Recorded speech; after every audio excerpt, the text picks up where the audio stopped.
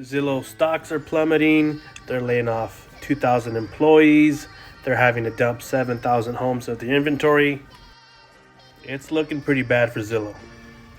Like I said in my first video, the big reason is it's a labor issue. They bought tons of homes and they overpaid for them, and they just can't find the labor to renovate them and put them back on the market for a profit. What's not surprising is that they're actually listing these homes for less than what they paid for them. And this slide brings me a lot of joy because they're admitting that their estimates are not accurate. And for those that don't know much about how Zillow started, us in the industry have now view Zillow as the Trojan horse. And don't get me wrong, Zillow is an amazing tool. It's probably one of the best apps out there to get buyers to re-engage in their app and keep looking for properties. But they wanted more, and in turn they started not only sharing our clients' data, but they started selling it, and now they started buying and selling properties.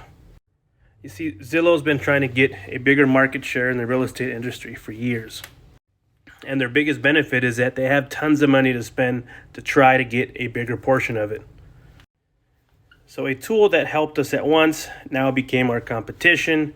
And these estimates, they've always been inaccurate. It's one of our biggest struggles as realtors, is trying to explain to the sellers or buyers that these estimates have up to a 30% margin to be wrong, which is exactly how they would attract these iBuyers or sellers to sell their property directly to Zillow, and there would be no commission, and in turn they would save the seller a ton of money. But back to their algorithm, it's not perfect. Us as agents, we have a big responsibility to really compare apples to apples and compare homes in the same neighborhood.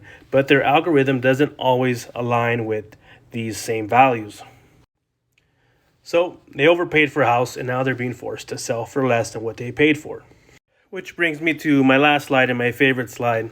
Us as realtors, we are essential to these transactions. And we understand that these big companies are trying to take over. We're not immune. I know Blockbuster said this about Netflix and Redbox, and what happened to them, they never adapted and they got eliminated.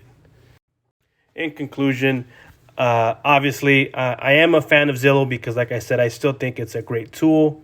I'm glad that now it's shining the light on what us as agents can really bring to the table.